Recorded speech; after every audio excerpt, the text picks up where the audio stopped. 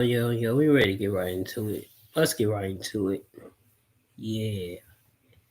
WrestleMania here, back with another video. As 2025's WWE Money in the Bank has entered the record books, and fans want to know two things. What led to WWE giving Seth Rollins the briefcase a second time, and why LA Knight came up short again and again. Be sure to subscribe and hit that notification bell for daily wrestling videos, and follow us on Facebook for exclusive lists. Also check out our new videos on WrestleMania XL. As Seth Rollins secured his second Money in the Bank briefcase, and while Rollins needed help from Bron Breakker and Bronson Reed, the bottom line is that he has the briefcase. That being said, why did WWE opt to give him the briefcase, and what does this mean for Rollins and everyone around him? It makes him more dangerous. As Seth Rollins is more dangerous than ever. Not only is Rollins back to his role as WWE's #1 heel, a role he excels at, but he has Bron Breakker and Bronson Reed by his side, along with the evil genius at WWE Hall of Famer Paul Heyman. Giving Seth the Money in the Bank briefcase isn't the type of power-up that he needs to stay at the top, but it stacks the deck even further in his favor, as he's now poised to win another world title whenever he feels the time is right. If that doesn't make him the most dangerous man in the WWE, we don't know what is. It plays off Seth's original briefcase win.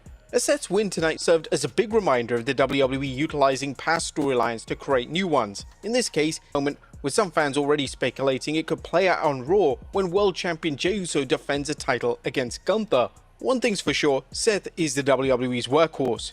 As Seth remains the WWE's workhorse, while there are other claimants to the title of Cody Rhodes and Drew McIntyre, just to name a few, Rollins has worked tirelessly in WWE and through many injuries. He's also been doing this for years, never complaining and wrestling in many programs that were more about getting others over than advancing his career. And this and Rollins' status as a full-time competitor are reasons enough for his sustained push, including his briefcase win. Whether Seth successfully cashes in his briefcase is something fans will have to wait and see play out, but putting the briefcase in Rollins' hands was a wise move. WWE now has a fantastic worker with a proven track record, ready to step into the spot of world champion as needed. It'll also help get Bron and Bronson over. Seth's win will also help get Bron Breakker and Bronson Reed over even more. Breakker, who's already doing blockbuster business as Intercontinental Champion, is now in the express lane to the main event thanks to his association with Rollins and Paul Heyman. Likewise with Bronson Reed, who could have fallen by the wayside after his injury at Survivor Series, but is now back and bigger than ever. As long as Breakker and Reed aren't relegated to a role like the AOP had during Seth's days as Monday Night Messiah, they should do well, especially when WWE eventually decides to have one or both break away from Rollins, leading to what should be a spectacular feud. But when will Seth cash in? Suspense sells, which is why despite Triple H supposedly hating the Money in the Bank concept, the all-important briefcase remains a permanent part of WWE. Fans have come to expect that you never know when Mr. or Ms. Money in the Bank will show up, which makes any title match a must-see because of the potential for a big cash-in. While it's likely that Seth will keep his eye on Jey Uso's World Heavyweight Championship, WWE may throw a huge curveball by having Rollins hit at wanting to go after John Cena too. Whatever happens, expect WWE to drop a bombshell when Seth cashes it in.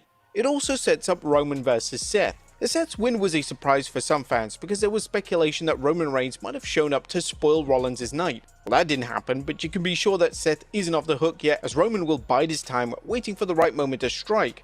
Whether Reigns decides to wait until Seth secures a world championship or whether he decides to spoil a cash-in, expect the Roman Reigns vs Seth Rollins feud to escalate with the Money in the Bank briefcase serving as a major plot device.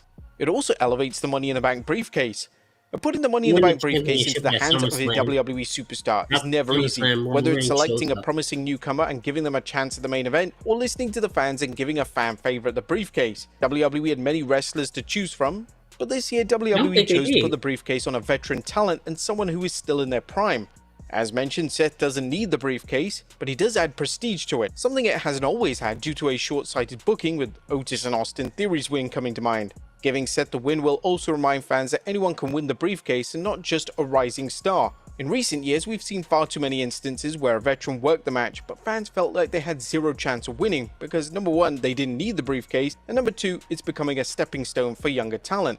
That's no longer so after Seth's win, which should keep things unpredictable next year. It also elevated the other entrants. Unlike the women's ladder match, the men's ladder match featured several superstars who could have easily walked away with the briefcase, supercharging their careers. There were several viable candidates, including Penta, El Grande Americano, or LA Knight and Solo Sikoa, and maybe to a lesser extent Andrade, who could have pulled off an upset, as unlikely as it may seem. Regardless, everyone looked strong in the match, and WWE created the big illusion that the match was anyone's for the asking. While Seth Rollins won the match, fans saw that it took the help of Bron Breakker and Bronson Reed to turn the tide, and even then, LA Knight came close to winning when everyone else had been laid out. But why did LA Knight lose for the third time? But while LA Knight came close, he still lost, leaving his fans to wonder if he's hit the ceiling in WWE, and if so, why?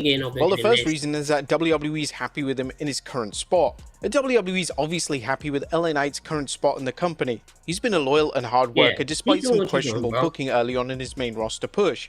Despite these setbacks, including his initial run as Max Dupree, Knight got over big time with the WWE fans, so much so that there's some fans that felt he might upset Roman Reigns for the Undisputed Championship. While that didn't happen, LA Knight has been a featured player on SmackDown, including 2 reigns as US Champion. Knight has become the kind of clutch player who's so over with WWE fans that he can afford to put people over, yet quickly bounce back into a high-profile feud or a title match.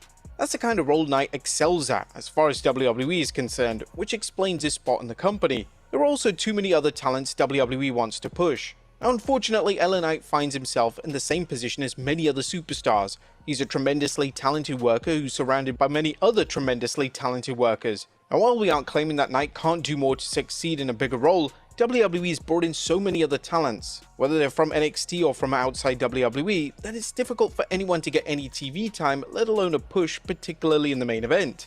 Fans have seen this with many talented workers who have been around for several years, including Karrion Kross, along with recently returned wrestlers who have been lost in the shuffle, i.e. Aleister Black.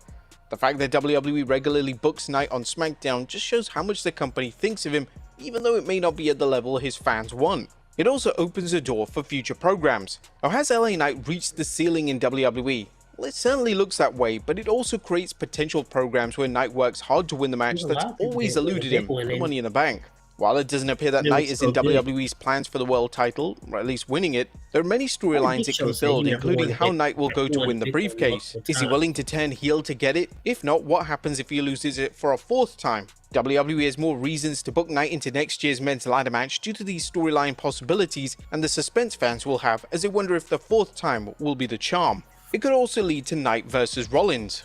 LA Knight is not the kind of wrestler to forgive and forget, which might lead to Knight looking for a match against Seth Rollins, either to put the briefcase on the line or in the case that Rollins successfully cashes it in to challenge him for a world title.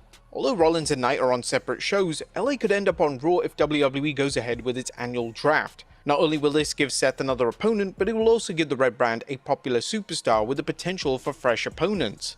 And finally, it's also motivation for King of the Ring. LA Knight was robbed at this year's men's ladder match, along with his other opponents, but things aren't over. If WWE does decide to book LA Knight into the world title picture, his loss at Money in the Bank is all the motivation he needs to enter the King of the Ring and secure a world title match at SummerSlam. Consequently, Knight's initial setback could become a distant memory if he wins the King of the Ring, and even if it doesn't, Knight has a ready-made reason for wanting to enter the tournament, while his fans have more motivation for watching his efforts to win. But there you have it, folks. Why Seth won and LA Knight flopped? Do you think this was the right decision? Let us know in the comments down below. I'll see you next time with some more wrestling content. I love the decision. Don't change it. Don't y'all bother changing it. Anyways, we out of here. Bye.